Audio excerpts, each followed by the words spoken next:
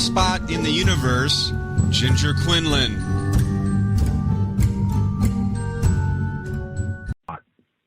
Good evening, A1B listeners. Welcome to the Butterfly Effect. I am so excited to be here and back on air. Thank you for tuning in tonight. I'm Ginger Quinlan. I'm a certified psychic medium, and I am your host for the night. And I want to thank the A1B family for welcoming me into this station. This place is filled with so many talented hosts, awesome shows, incredible producers. I'm just really honored to be part of it and look forward to sharing many, many, many hours on air with the All One Broadcasting family. Thank you so much. So for those of you who are tuning in tonight for the first time to the Butterfly Effect, we are all about energy, rippling out some positive energy to everyone listening. And tonight I have Mr. Positive Energy himself joining me. I'm absolutely thrilled to have one of my absolutely favorite, I keep saying absolutely, but it's true, it's the best word, absolutely favorite, uplifting, all around, good vibes kind of guy joining me on the show tonight. So I want to welcome Chip Reichenthal to the Butterfly Effect. Hi, Chip. Hi, Ginger. Boy, well, I talk about honored. It's good enough to be part of the A1B family, but to be the premier guest on your premier show, Butterfly Effect, is about as awesome as it gets. Thank you. I'm really thrilled to be here. Absolutely thrilled, as a matter of fact. Are you absolutely thrilled? Absolutely. It is a good word, really. It's an awesome word, isn't it? Because you can really just drag it out and make it powerful. It's one of my favorite, absolutely favorite words. It absolutely adds to, any sentence, really. Absolutely. So I think we've beaten that to death, so. I guess so. So, Chip, you're in Buffalo. Yes, I am. And I would love to share with everybody why you're in Buffalo, because I know you're excited. Oh, yeah. Actually, I have no idea. I'm kidding. No, we made the drive today. We had friends out here, lots of friends. Mm-hmm. I'm on one of the A1B shows here called Keeping the Spirits Alive. Our host, John Tobin, and I went out to a paranormal convention in Buffalo. It was really my first as far as paracons go. And one of the first set of people that we met and befriended were a gang from Deftone Pictures Studios. And they make films, they usually dabble in the horror and sci-fi genres, and they come out with some brilliant stuff. But it's more than just that, because they're loyal to their own community. And I just, you just don't see that every day. No. But they go out of their way to help actors or producers or directors or people interested in film and movies, and they always give their own a shot first. And you can kind of see the magic and the love in the finished products that they have. My wife and I were lucky enough last year to be extras in their film called Ombus, which was released for the lecture circuit a few months back, that in another month and a half, it will be slated for worldwide release, which is very exciting. And we got to be soulless mutants in it. And they're working on a film now called The Grim Becoming, which is really a brilliant film. And it deals with somebody who, by accident, came across the seeing of a Grim Reaper taking a soul at the time of someone's death. And because they accidentally saw that, they're put in a position where they have to, quite reluctantly, become a Grim Reaper themselves. And this reluctant person has to work with death himself, played marvelously by Mike Shabrazi, who's one of the executive producers at Deftone. But for him, it's really a role of a lifetime, and he's so good at it. You know, when he's terrifying, he is terrifying. When he's funny, he's hilarious. So I got a good little bit part in the film, and we're here because my wife gets to be in a couple of scenes as an extra. Oh, how and exciting! We're just hanging out with the filmmakers, and it really doesn't suck. You know, it's a beautiful thing. Oh, good. So you really resonate to being a soulless mutant. You know, it's a little disconcerting that someone will take a look at me, even as you say, Mr. Positive, and, you know, one look and say, soulless mutant, there you go, you know. But it is what it is, I suppose. We take our breaks wherever we can find them, I guess. That's right. Opportunity knocks, and you can go be a soulless mutant. I'm so excited for you. I talked to you a little bit last week, and you were so excited about all the things with the movies that were going on. And I just thought, wow, that's fantastic, and I'm really, really happy for you and for all of those great projects going on, because I'm a huge, huge horror fan. All love and light during the day, horror movies at night. Oh, sure. Mm-hmm. Most of us love and lighters are, really. It's our secret pleasure, I think. Right. I also like games. I don't know if you're a gamer or not. I am. I like games Are you a lot. like a first-person shooter where you can just kill, destroy, and mangle things? Yes. You know, my favorite game of all right, true confessions.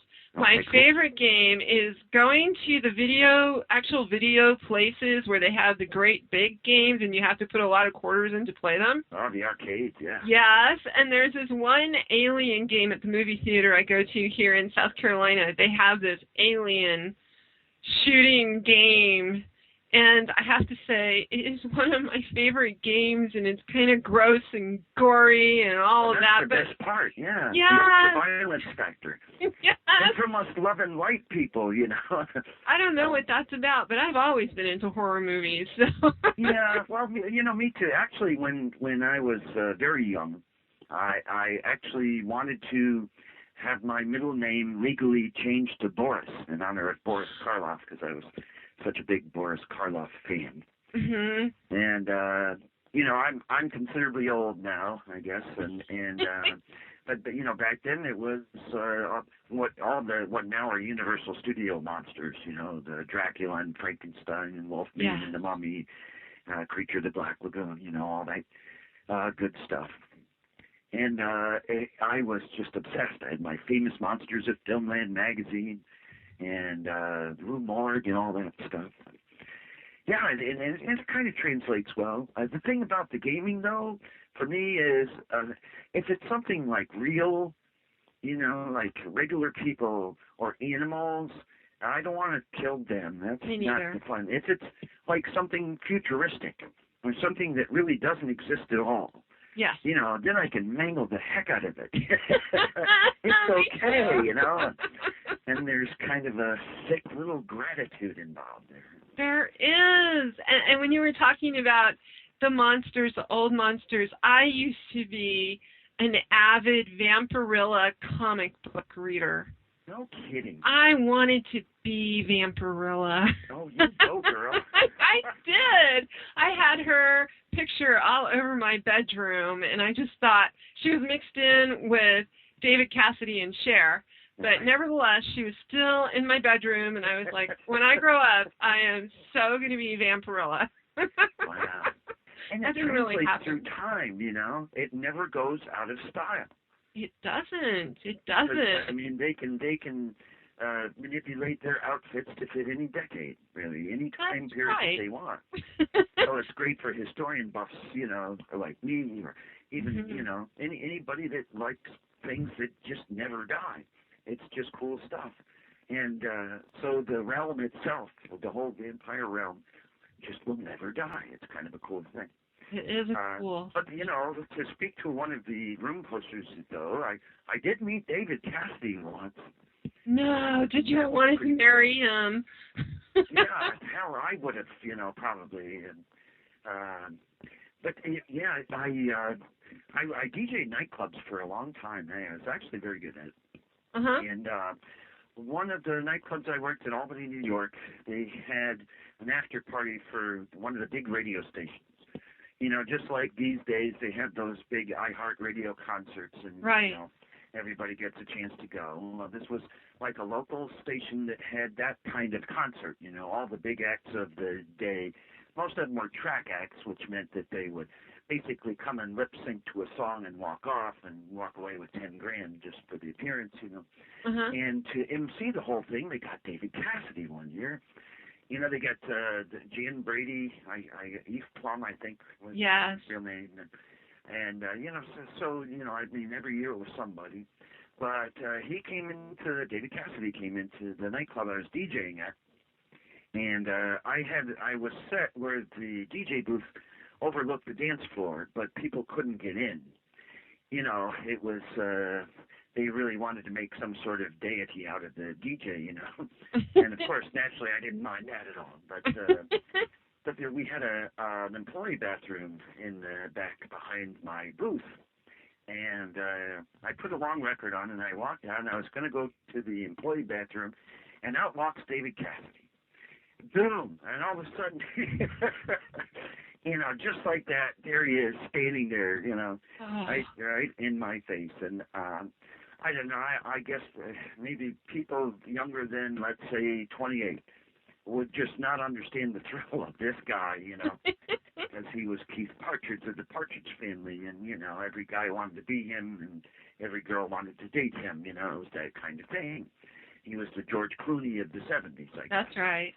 And I looked at him, and I really didn't know what to say, so I said, dude, I'm so glad my wife isn't here, because she would jump on you so bad right now. And he just looked at me and kind of shook his head and walked away. So then that was that, you know. Oh, you were so lucky. I guess, yeah. But, wow. you know, I wouldn't have played a request for him, you know, because he walked away, you know. Right, And right. It was my deity spot, you know. So how did you jump from being a DJ to being paranormal investigator extraordinaire and soulless mutant? Oh, you know, a lot of them kind of intertwined, honestly. You know, I did radio back in the early 1980s. I had gone to school for it. It was like a technical type of school. And back then you needed an FCC license. And this particular school gave you an FCC license and set you up with a job, you know, which was like unheard of, especially for radio. It's very, very hard to break into radio. Yeah. But they really were that connected. And so my first job was in Canandaigua, New York, which is part of the Finger Lakes. It's near Rochester and Buffalo.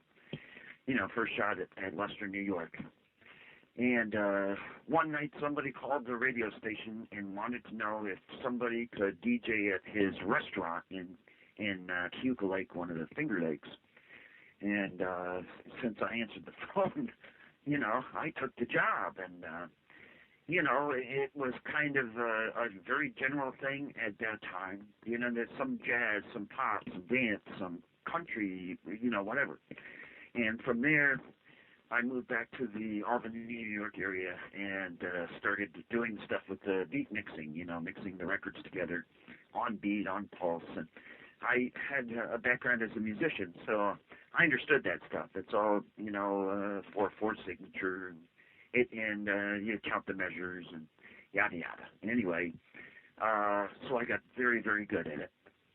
Won some awards, but at the same time, you know, I had lost my best friend right around the time that I went to radio school. And I believe I told you that story before.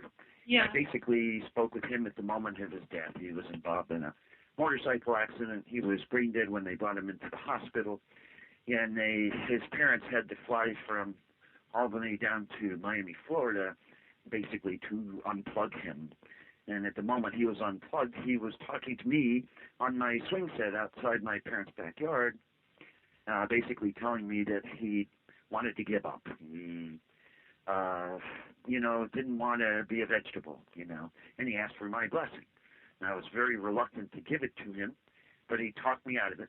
or talked me into his point of view, I should say, and then, vanished quickly thereafter.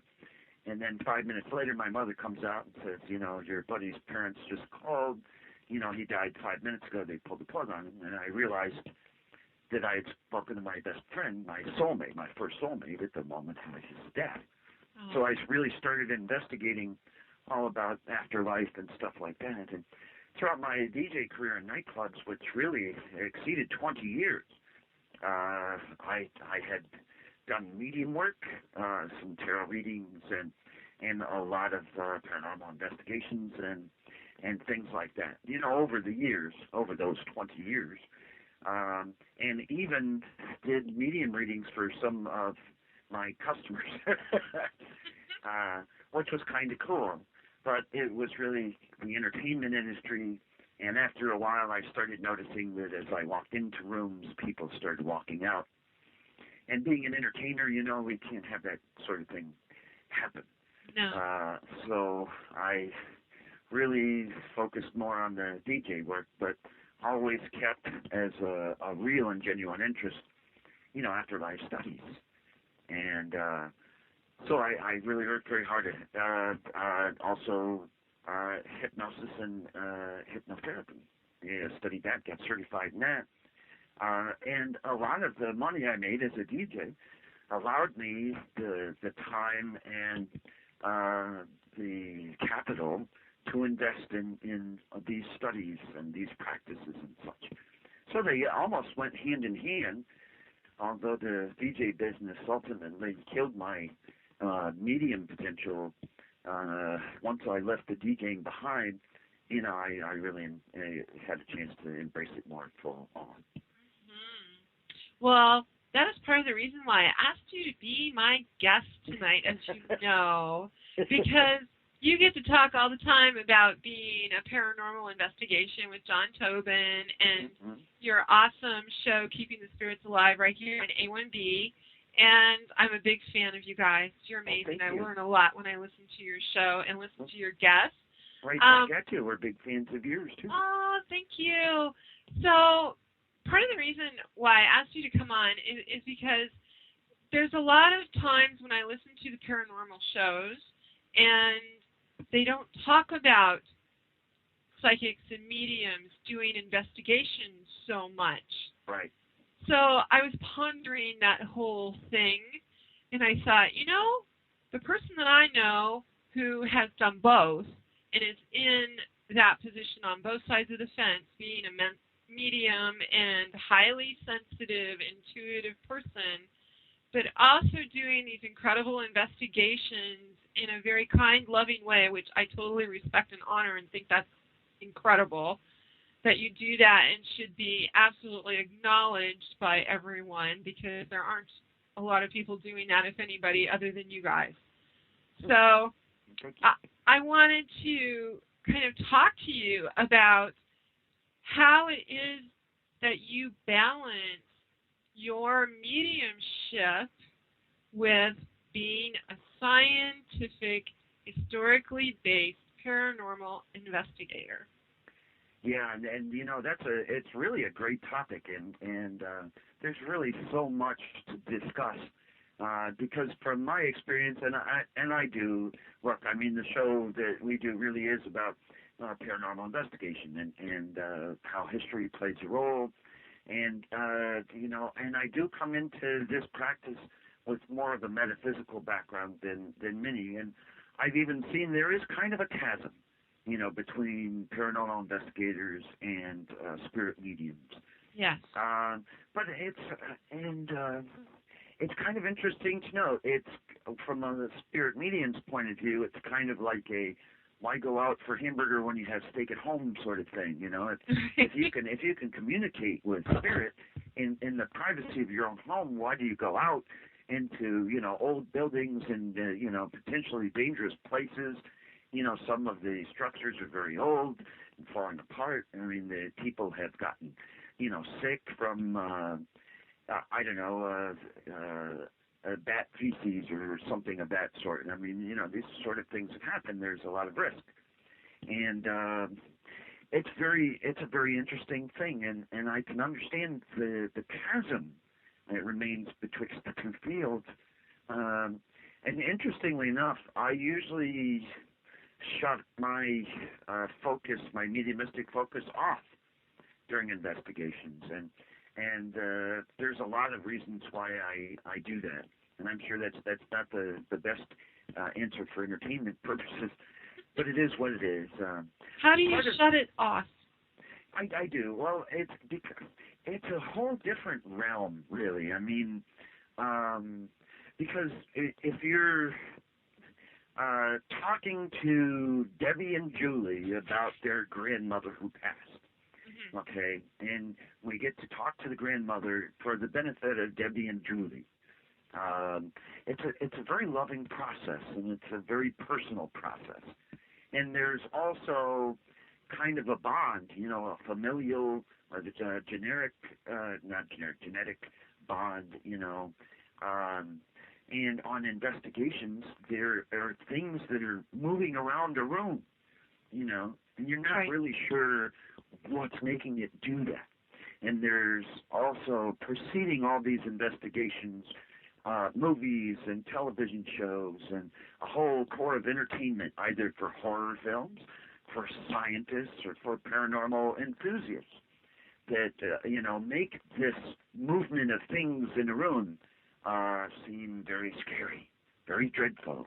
It has to be the devil moving these things around, because, I mean, what could be positive and opening doors for you? Well, I've opened doors for my wife all the time, and I like to think that there's something positive there, But that said, it's also, with the influx of shows and everything, there is such a piqued interest now in paranormal investigation.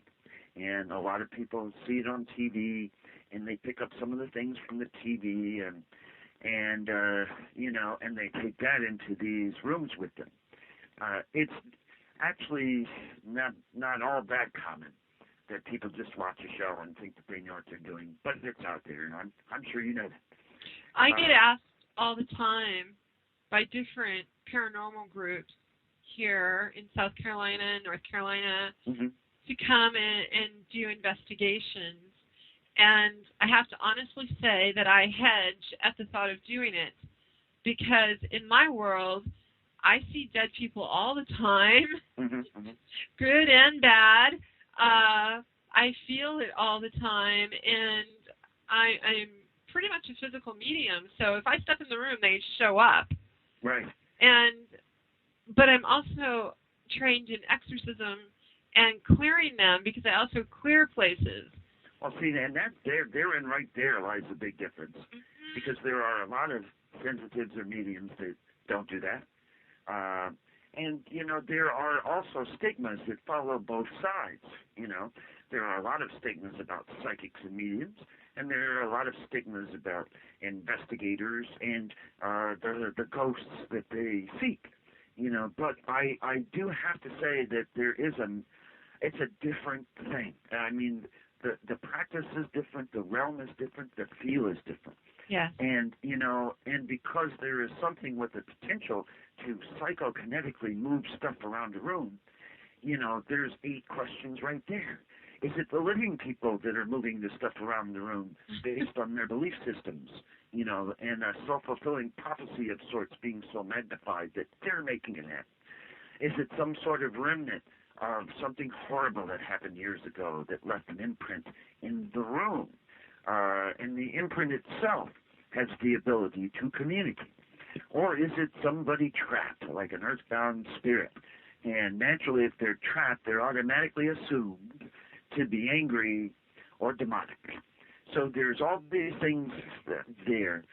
Plus, to compound this whole mess even further, is there everybody and their mother now seems to think that they're a sensitive. Right. Because they said, oh, I think I see your uncle. And somebody was nice to them and said, oh, yes, you're right.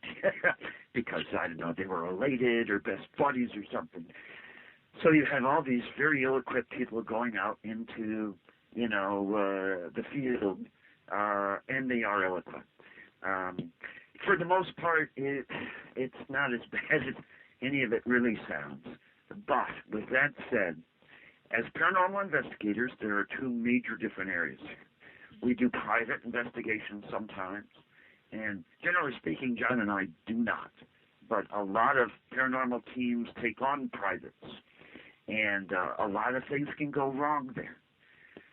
And that's when they need someone, like you said, that has gone through exorcisms or crossing spirits over, you know, whether earthbound or maybe somebody who crossed and came back and got stuck or whatever. There's always that sort of thing. But now, and especially when you get a lot of these shows where, you know, you see somebody do it on TVs and you say, well, I can do that. You know, a lot of times in the purpose for private investigations, there are countless examples of people who leave the property worse off than when they came onto it, because they're pretending to know things that they don't know, or they think that they can handle certain things that they haven't even come across in reality yet. So there's so many areas for mess. And a lot of times the spirit mediums don't want to get involved with the investigators because there's a cross stigma there, you know, or a lot of times investigators don't want to bring in psychics because, you know, now it compounds their process. When we go on an investigation, you know, we have a very specific focus, and often the reason I shut my senses off for this is because I've seen that a lot of times it backfires. Or we'll have people who believe they're sensitives and really aren't, that are more than willing to say to a crowd of people, oh, I got a bad feeling about this room. Or, oh, you know, something just touched me and I think it's angry. You know, and they're starting to build up a belief that something unnecessarily bad is going to happen. And because that belief is now there in that room, it makes it all the more possible because the living have their expectations changed. And I don't want to be responsible for doing that. So I generally shut it off. But at the same time, when we're on investigations a lot, sometimes we have the methods of communicating with these energies. And look, I can't say for sure some of the things that we've successfully communicated with or spirit or just remnants of you know, something bad or whatever. But you can with these advanced devices you have, you can tell the difference pretty clearly between if they're intelligent or not. So has your team taken a psychic medium other than yourself into your investigations? Yeah, actually we had. We worked with a young lady recently, as a matter of fact. Her name is Coriel Kramer, and she was magnificent. You know, she's a spirit medium, but she's an animal sensitive also. And she works with angels and guides, and just the magnificent soul. And, you know, Ginger, you of all people know, if you can just know who the good ones are, you know what I mean? Yeah. The good ones know who the good ones are. That's right. You know, and hang on just a sec. All right. Sorry, it's my wife. Hello, wife. And yeah, she says hi, by the way. Hi. And we were at a historical location, a place that was attacked in the midst of the early Revolutionary War days. So we're talking late 1700s. And I mean, she was able to hold the room together in a most magnificent way. And she saw some things that I wouldn't have thought to see, and it made me feel even better to be relaxed and be atmosphered. Because, you know, she was completely unfamiliar with our process, but took that and made it a collectively better process.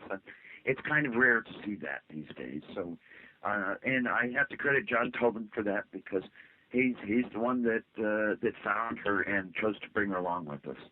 Nice. He's got very good senses, with people in that regard. So when you bring a medium in to an investigation, do you feel like it enhances the communication or elevates it, or what do you feel like it does in that investigation? Which is part of the reason why I asked you to come, because not a lot of people talk about that. You see all the dramatic stuff on TV that, like you said, they say, oh, it's demonic, it's malevolent, we should all get out of here, we should get a priest, we should make a movie and make it a scary one, and it just gets into this big escalation thing. Yeah. Well, we've been fortunate enough to talk to a lot of people from these shows, that feature that, and these are all edited, and they're there for a purpose. There are some shows that will taunt the spirits in the house because they'll get evidence from that. We're hoping to build relationships, however. So if we can go back to a location, perhaps we'll be remembered for doing good things. We also, John and I both, worked very hard to maintain positivity, good energy, and a respectful process. I love that, because nothing runs over me harder than watching certain shows go in and call the spirits names and be hateful to them, and then wonder why they got scratched or pushed or shoved or hurt. Like, you're like, well, and we've done some things. We were in a public investigation once last year, and we broke into groups. We were in this a place called the Shanley Hotel, near Kingston, New York, a place called Napanock, and boy, that's an incredible establishment. I will tell you that right now. But we ran into something kind of figuratively and literally, there was a cold spot that we could track. And, some people feel a cold spot and they start running, screaming. And I'm thinking, what kind of a relationship are you trying to establish by doing that, I mean, if you think about it, even if it's like a parallel universe, then we're coming into their room on their time and asking them to do circus-like things, turning flashlights on and off or whatever, posing for pictures, and or running and screaming if they try to touch us. And so how can you build look, I mean, we ran across a cold spot. We could confirm pretty quickly because the people that were in my group were seasoned, So we knew pretty quickly we were onto something here, and we thanked this energy for being willing to communicate with us. I mean, we were honored by that. We were not running, screaming, We were saying, thank you so much. Listen, we'd just love to have a moment of your time if you wouldn't mind. We don't want to bother you, disturb you, or disrespect you in any way. But we're fascinated to know, if you have anything to say to us, we'd love to hear it. And we got some good communication going on. And it lasted for almost a half an hour. And, I mean, it was very light. We were telling jokes. There was laughter. There was love. There was a lot of respect and thanks, gratitude. And that positive energy was really in the room. And, that was great for us. Not so great for evidence, generally speaking, because, the bad stuff's always easier to catch. Right. But it was great for us. And, the next time we went back, we were remembered. But the point I'm making with this story is 10 minutes after we left and had this marvelous encounter with this cold spot in the room, 10 minutes later, somebody in the very same room got scratched or bruised or whatever. Mm-hmm. And even then, the people were maybe exaggerating what happened to them, maybe a little inebriated, and I think the operative word in that sentence is not maybe. Let me just say. It's very affirming for our group, really. But But I think a lot of it comes from before the internet and before this became popular. You know, when we were sores on the face of society, sitting in these old historical buildings with poor technological equipment, waiting for something to happen for hours or days or even months with nothing.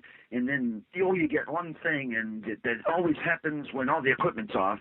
Right. You know, we're less surprised by the good stuff when it happens, I guess. You know, we have a lot of people that haven't experienced it throughout their lifetimes, or the majority of the people that I found in our investigative realm come from fear-based experiences. Their first experiences were where they themselves or people they knew were horrified by something that grabbed their leg in a hotel room or jumped out of their closet or scared their pet dog or something. So there's already that fear element in the air before they even walk into a place. So they're more inclined to maybe overreact or assume the negative. Exactly. I hear that all the time. Yeah. When I get a new client who's never had a reading and they want a mediumship reading, the first thing out of the mouth is, "Are you going to tell me something scary?" Oh, right. And I say to them, you know, they really don't want to convey scary things to you. It's really like they're coming into the room just like they would if they were alive to interact with you as a person for your highest good and perhaps have a conversation with you to either open your mind or your heart and share whatever it is that's going on with them and have some either healing or closure. They don't really want to come in and go, boo. Yeah, you know, they don't want to do that. Unless they're pranksters. Exactly. And even then, it's a loving boo. Yeah. But that said, I mean, John and I once had a booth as investigators at a psychic fair. Instead of a paranormal convention, we worked a psychic fair, and why, I'm not even sure. But some of the practicing psychics there were over the top. Robes and hats and bells, books and candles, you know. They were really playing it up. Uh-huh. Right. And a lot of the ones that were in the robes and with handlebar mustaches and velvet smoking jackets, you know, were really, the outfit made them really more so than their own essences, you know. Right. So by the time people came to our booth and saw that we were investigators and not psychics, they were relieved. Because they had this look of fear on their face, like, what are you going to do to me now? And I think some of that feeds it, you know. I do, too. I've had people say to me, I go into psychic parties, mediumship parties at people's houses here in South Carolina. It's huge here. It's like Tupperware, only psychic. And I've had hostesses on the phone with me, and they say, so what are you going to do? And I tell them what I'm going to do, and they set it all up, and I tell them how many people I expect, or, you know, the minimum amount for my time and all that stuff. And then they wait a little while and call me back, and they'll say, will you wear psychic clothes? And I think to myself, where do you go buy psychic clothes exactly? Yeah, I know. You know, and what do psychic clothes store. look like? Yes. And then I show up at the party, and that same hostess will say, you look so normal. Yeah, I used to get, geez, I was expecting, you know, somebody that looked like Karnak the Magnificent, and you look like my accountant, you know. Exactly. Yeah, I get that a lot. Oh, it cracks me up. It's like, would you like me to walk in and look like Stevie next? I can do that next time. It'll be okay. You know? Yeah. So, but I feel compelled, though, to use an example about energy that came from, of all places, nightclubs. And I think you and I may have discussed this before, but just for a little story here to make a point. Let's say you and I, Ginger, are in a bar, okay, or a nightclub, and we are looking at cute people, you know, the opposite sex, or, you know, whatever. okay. And enjoying either gawking or being gawked at, you know. There's that little positive thing that's cute and it feels good, you know. But it's a momentary bliss. And within a few moments, there's a couple, a few stools down from us that are arguing. Okay, and now the argument is starting to turn into a fight.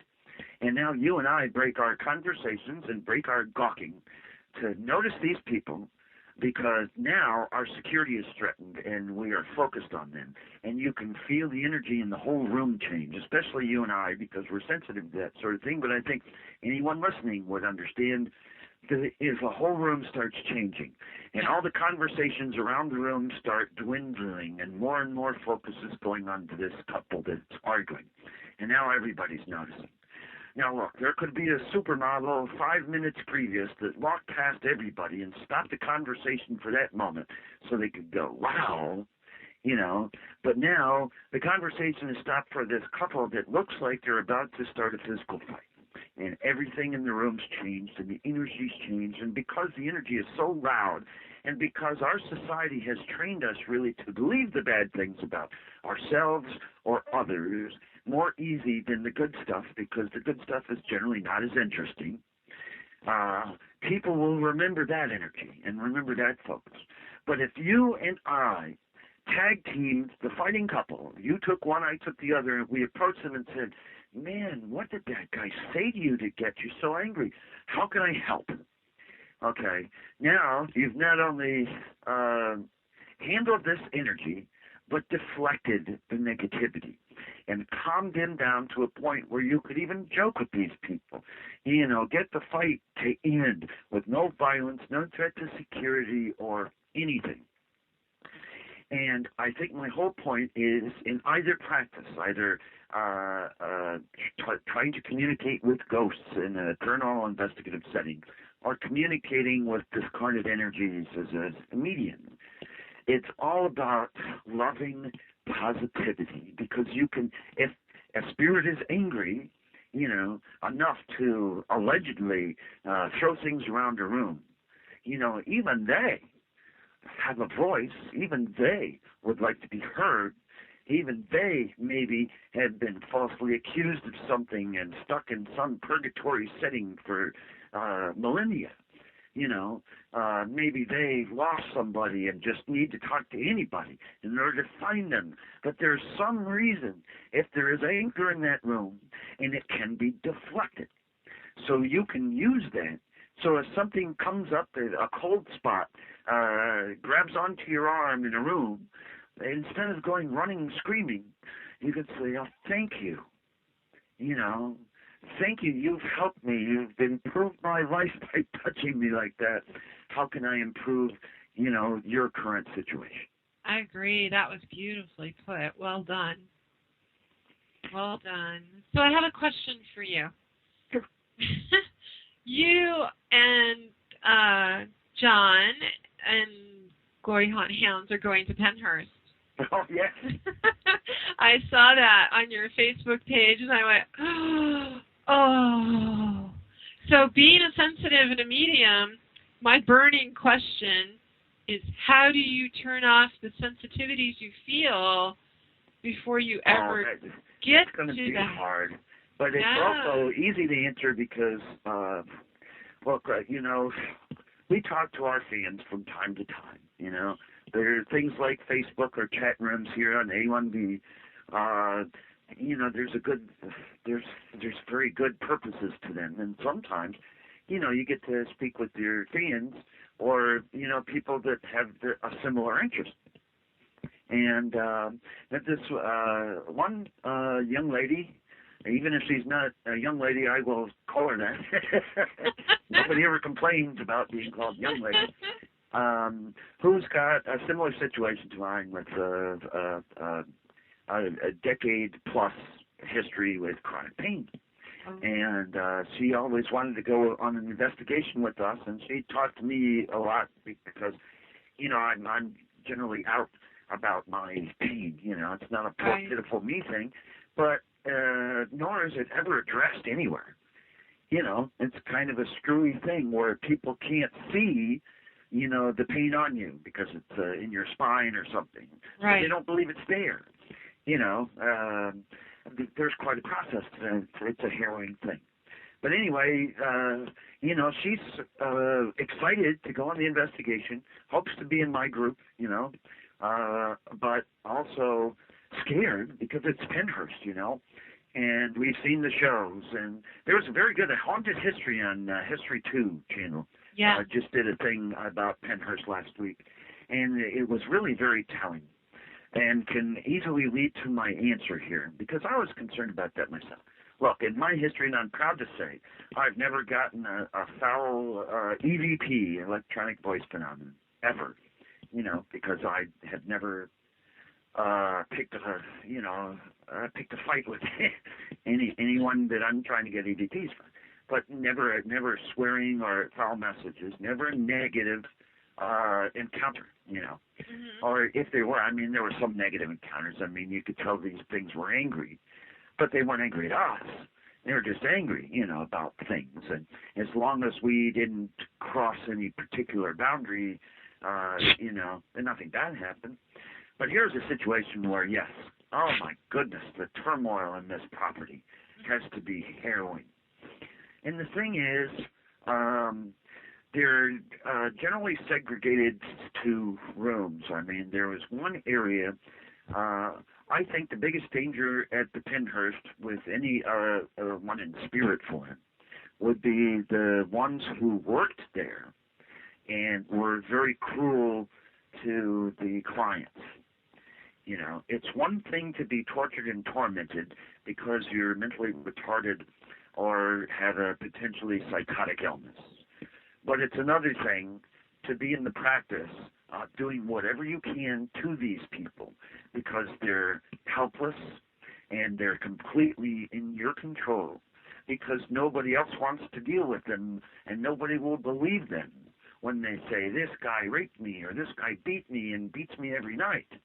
And this sort of thing has gone on in institutions for long periods of time. You know, I have a sister who's schizophrenic, and, you know, I mean, incomprehensible things were done to persons like her. You know, she was kind of lucky. She would do the worst things to herself, you know, but I mean, you've seen this thing for years and years and years. So I think that nightclub example that I used is the perfect way to bring into this. I'm more concerned for the torturers than the tortured. Yeah. And because I studied the history of the building, these tortured people were ultimately saved by a reporter. Really? A reporter who dared to blab. Because he didn't live in that community. He had a cousin who was stationed there, let's say, and got out alive. So it became his life's purpose to write a story about this place, and he was lucky enough to have a publisher who would let him do it. And this reporter, you know, basically had the whole practice of all these sadists, you know, treating these poor inmates with torture and harassment eliminated.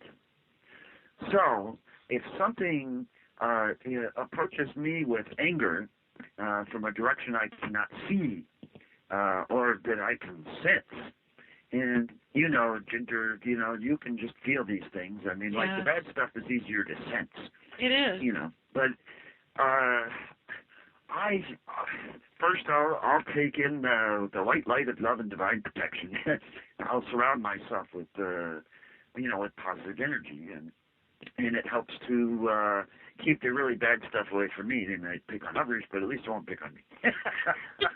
Oh, that's a good kind thing. Of cheap, but you know, it is what it is, man. It is. But I think that the inmates there, and that's not the appropriate word, but it kind of is. Yeah. Because the people that were stuck there and maybe died there might not have died from natural causes, or if they did die from natural causes, I'm sure it was helped along by some of the things that went on there. I'm sure. You know, and they have a story to tell. Mentally retarded or not, if you treat them like a normal human being, you can get, you know, normal things. Japan takes their mentally retarded and puts them to work as street sweepers, you know, or they'll collect garbage and take it to the bigger garbage companies, but they have responsibilities. And on definitive average, their IQ function level is much, much higher than here in the States, where we will segregate them and treat them completely different and completely as less human than we. You know, the NIMBY factor, not in my backyard, is here, and it feeds that sort of thing. So, but, you know, treat as you want to be treated.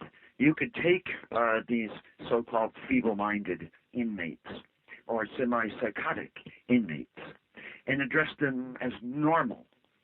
And there's a great chance that you will get normal back. Right, right. You know? And the United States, sadly, has a repeated history of treating people that way. Oh, yeah, sure. Horrible. There were some examples.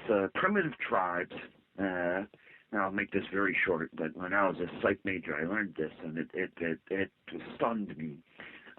They can actually cure psychosis, because if somebody has a psychotic condition, they call it running amok, they'll take them to a medicine man who will then sit them in front of the entire community and say, hey, entire community, this poor person is being harassed by an evil spirit. Let's bring the entire community together in nurturing fashion and exorcise the demon out of this person. None of the behaviors are blamed to the individual, you know. It's not their fault. It's not even their problem. And the entire community comes together and takes the problem away in loving and nurturing fashion. Do you know that they actually can cure psychosis in these primitive groups, sometimes as high as 80% in 3 or 4 weeks' time? And here in the States, on average, we can cure 7% of our psychotic individuals with an average time length of 27 years. Because here, if you think there's something wrong with you, you have to go to somebody smarter than you who will say, yes, there is something wrong with you, and I can give it a label, and you can take it home. And it feeds the whole thing.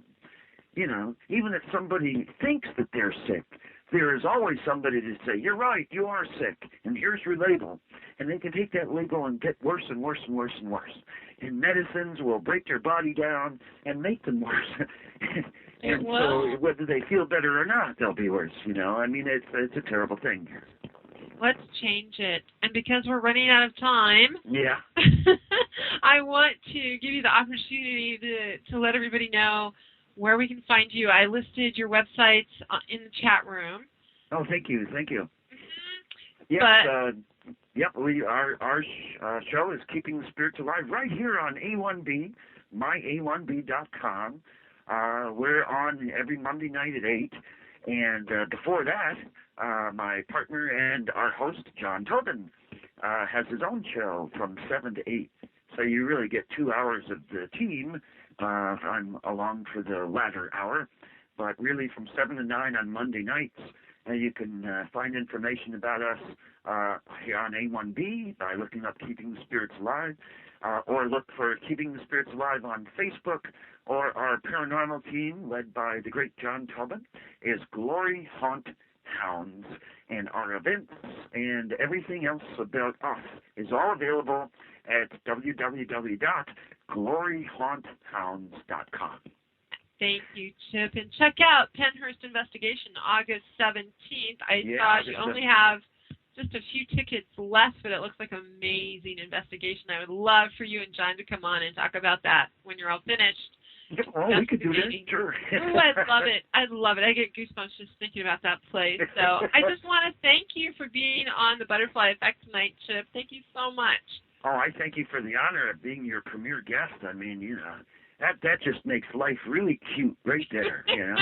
And I thank you for that. Well, very thank you. And for all of you listening, thanks for tuning in tonight. Join us next week as we do a guided Kundalini show, raising up your energy at the base of your spine and connecting you with your God self. We'll do a guided meditation and talk about all the symptoms of Kundalini rising. That's next week.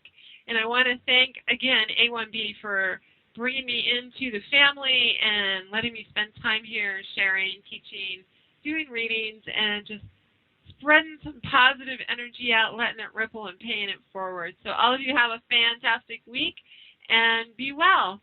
See you next week. Bye, everyone.